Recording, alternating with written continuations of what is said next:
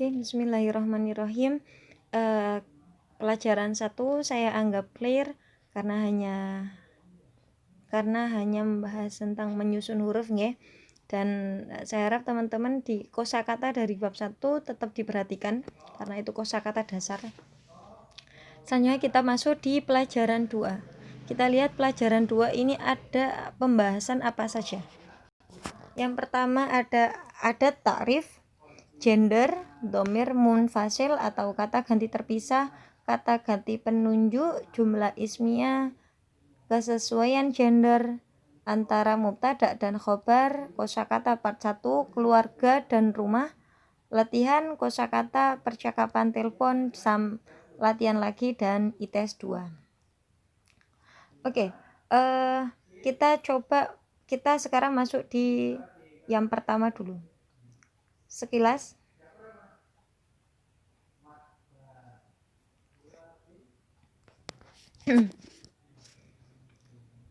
adatut ta'rif. Apa itu adatut ta'rif? Adatut ta'rif merupakan alat untuk membuat kata menjadi ma'rifat atau definitif. Nama lainnya adalah khusus. Kata yang mendapat tambahan al dapat membentuk kesatuan yang memiliki makna definitif atau khusus sebagaimana berikut. Jadi kalau teman-teman ketemu kata Arab yang sebelumnya awalannya diberi al seperti ini, maka dia maknanya menunjukkan sesuatu yang khusus.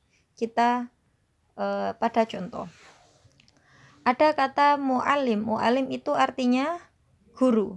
Jika mu'alim saja, maka maknanya adalah guru secara umum.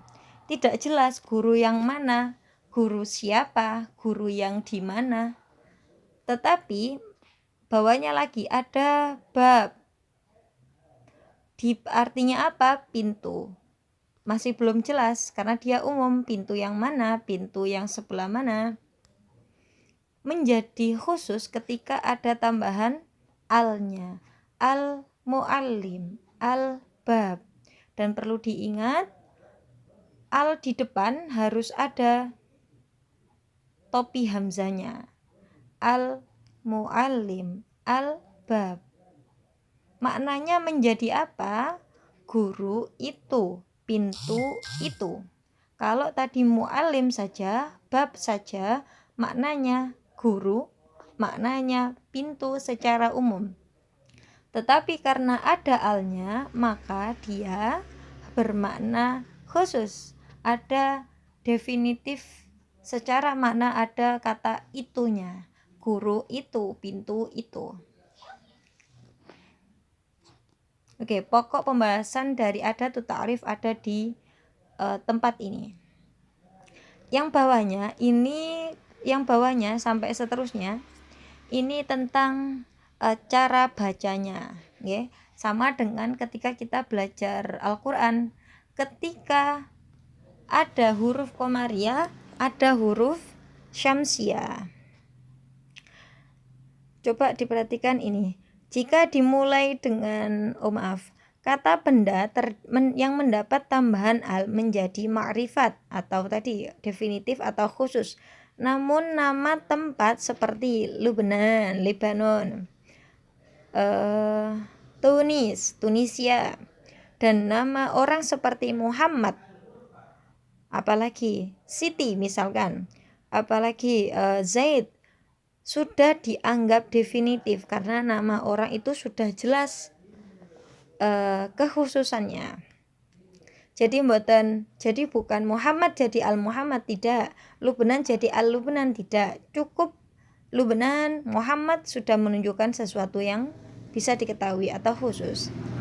Jika kata dimulai dengan salah satu huruf nun, lam, dha, ta, dad, shad, shin, sin, zai, ra, zal, dal, sa, ta, maka lam pada adatut ta'rif tidak diucapkan.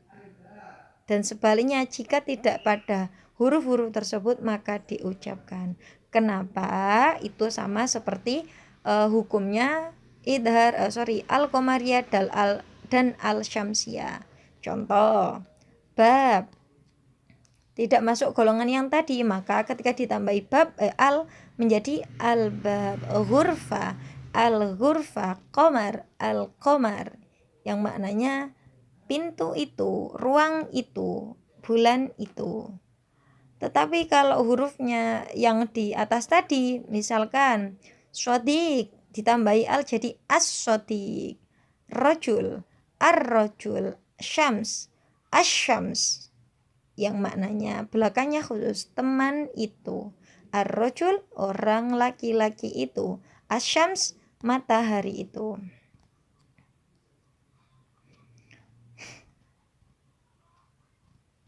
Yang ke bawah ini sama tanda baca ketika dia didahului kata lainnya, cara bacanya disambung.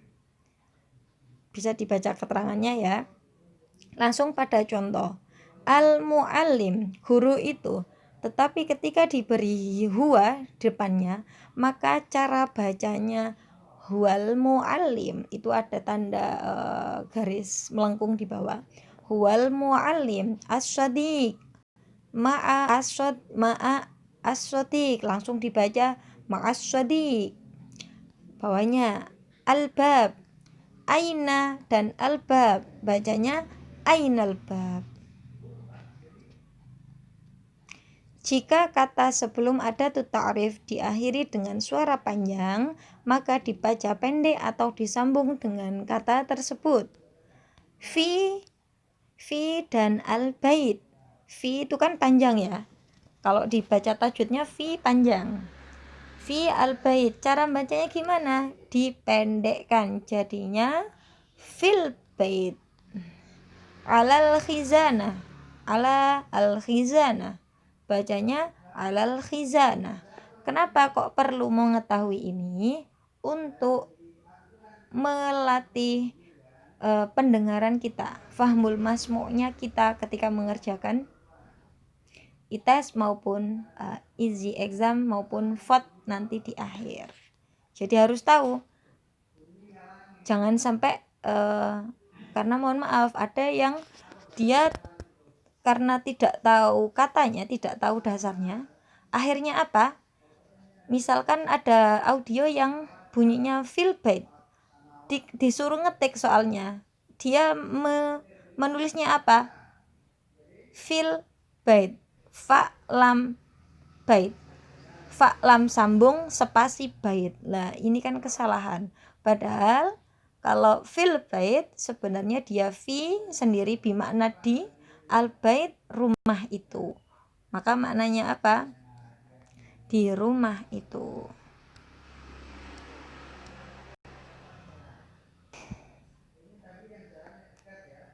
Lanjut, jika kata sebelum ada ta'rif diakhiri dengan sukun huruf mati, maka huruf tersebut pada umumnya dibaca kasro. Contoh, katabat ar-risalah, cara bacanya katabatir risalah.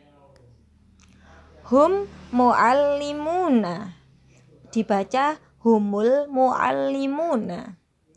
Min al-akh, maka menghidupkan nunnya. Min al-akh, cara bacanya minal akh. Dalam buku ini, alif pada al yang terletak dalam kalimat ditulis tanpa waslah. Beberapa kata dimulai dengan hamzah wasol. Jika kata-kata tersebut pada awal kalimat atau klausa independen, maka hamzah dibaca kasroh seperti ism. Jika dalam sebuah kalimat, maka kembali menjadi hamzah wasol. Jika kata tersebut didahului al, maka ditulis dengan al-ism. Coba perhatikan. Jadi, kalau tadi saya mencontohkan keterangan saya di awal, al, misalkan niki humnya dihilangkan ya. Al di depan jika dia berdiri sendiri dan di depan atau di depan sendiri, maka hamzahnya harus kelihatan. Coba ini. Hamzahnya harus kelihatan. Misalkan humnya saya hilangkan. Tetapi hamzahnya menjadi hilang ketika sebelumnya ada tambahan. Kalau di contoh ini hum al muallimuna, maka secara penulisan dan secara pengucapan hamzahnya dihilangkan, humul muallimuna, bacanya dihilangkan, tulisannya juga dihilangkan. Itu namanya hamzah wasol, hamzah yang sambung. Ada pertanyaan sampai situ? Di sini ada nomor 13, 14, 15, 16, 17, 18, 19, 20, 21 bisa dikerjakan untuk latihannya. Cukup sekian. Ada pertanyaan kita sharing di grup. Assalamualaikum warahmatullahi wabarakatuh.